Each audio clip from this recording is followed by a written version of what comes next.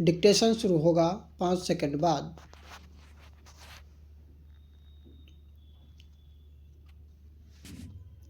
Start. महोदय, आपने मुझे गृह मंत्रालय से जुड़ी हुई अनुदान मांगों पर अपने विचार रखने का समय दिया।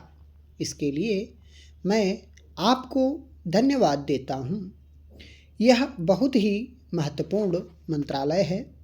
इस मंत्रालय के अंतर्गत जहाँ केंद्र राज्य संबंध, सीमा सुरक्षा, अर्धसैनिक बलों का प्रबंधन, आंतरिक सुरक्षा, केंद्र शासित प्रदेश, आपदा प्रबंधन जैसे महत्वपूर्ण विभाग आते हैं। मुझे लगता है कि जितनी भी बात इस पर होगी वह आम आदमी की सुरक्षा से जुड़ी हुई है, देश से जुड़ी हुई है। आज भी जब मैं संसद में आया तो प्रश्नकाल के समय जो चर्चा चल रही थी, जिस तरह का यहाँ पर माहौल था, वह कोई विदेशी गतिविधियों के कारण नहीं था। तेलंगाना के मुद्दे को लेकर अपने ही सदस्य यहाँ पर विरोध जता रहे थे। तेलंगाना की मांग कब से उठी?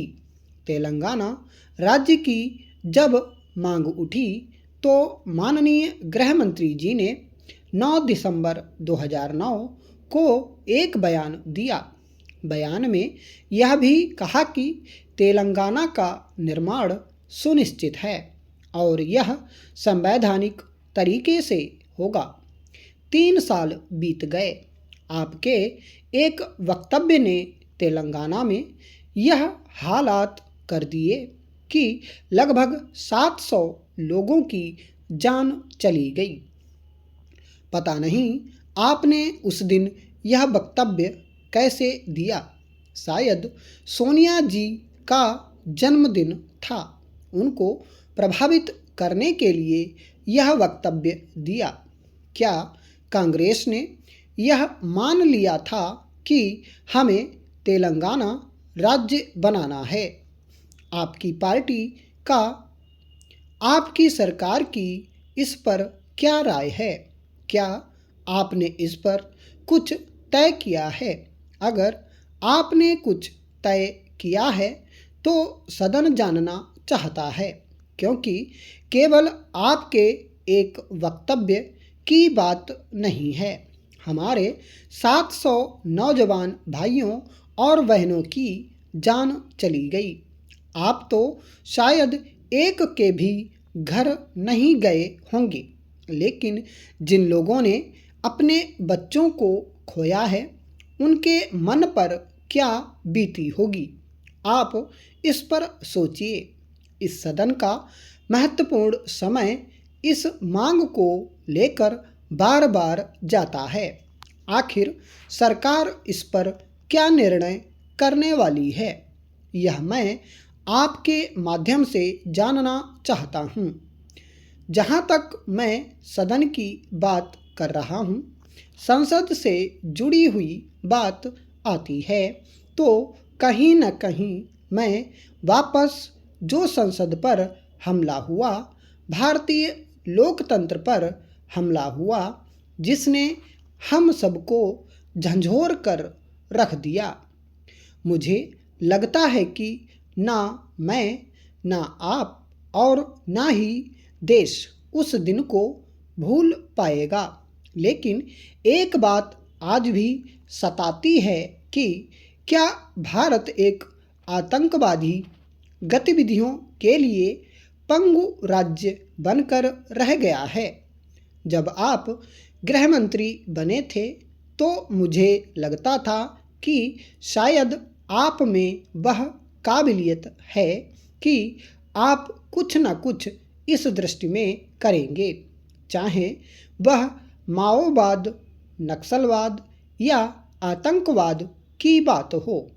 आप एक काबिल वकील हैं। आपका राजनीति में जो अनुभव है उसको देखकर लगता था कि गृह मंत्री के नाते शायद जिस परिस्थितियों से यह देश गुजर रहा है आप उसको संभाल पाएंगे।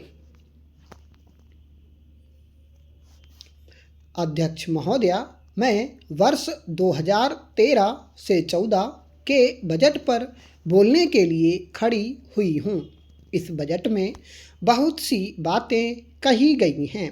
अगर बजट का वर्णन अगर 2 शब्दों में कर दिया जाए तो यह होगा कि यह बजट बोल बजट है। करना कुछ नहीं है, परिणाम लाना नहीं है, जिम्मेदारी उठानी नहीं है, तो बोलने में क्यों कंजूसी। बोलते जाना है कि कहीं इधर 200 करोड़, कहीं उधर 200 करोड़, कहीं 1000 करोड़, सभी जगह बांटते जाओ, क्योंकि 2-3 महीने बाद या अगले चुनाव में बोरिया बिस्तर बांधकर जाना ही है। वास्तव में देखा जाए तो यही भाव पूरे बजट में है। वास्तव में होना यह चाहिए था कि आज महंगाई से देश त्रस्त है, मगर महंगाई कम करने के लिए बजट में कुछ भी नहीं किया गया है। 80,000 करोड़ रुपया गाँव के लिए ज़रूर रखा गया है, बढ़ाकर रखा गया है, लेकिन मैं स्थायी समिति की अध्यक्ष हूँ और मुझे पता है कि जितना भी बजट रखा जाता है, पहला जो हमेशा अनुभव यह रहा है कि पूरे फंड का उपयोग नहीं हो पाता है, अच्छा प्रबंधन नहीं होता है, कई जगह भ्रष्टाचार भी होता है। इन सब बातों से ग्रामीण विकास के योजनाओं भरे रहते हैं और उनको ठीक करने के लिए कोई भी कदम इस बजट में नहीं उठाया गया है। हमारे वित्त मंत्री जी बहुत अच्छी बात करते हैं। आज की तारीख में विश्व अर्थव्यवस्था के हिसाब से हम 10वें स्थान पर हैं और मुझे ज़्यादा समझ में नहीं आता है, लेकिन उसको 5वें स्थान पर लाने की बात हो रही है।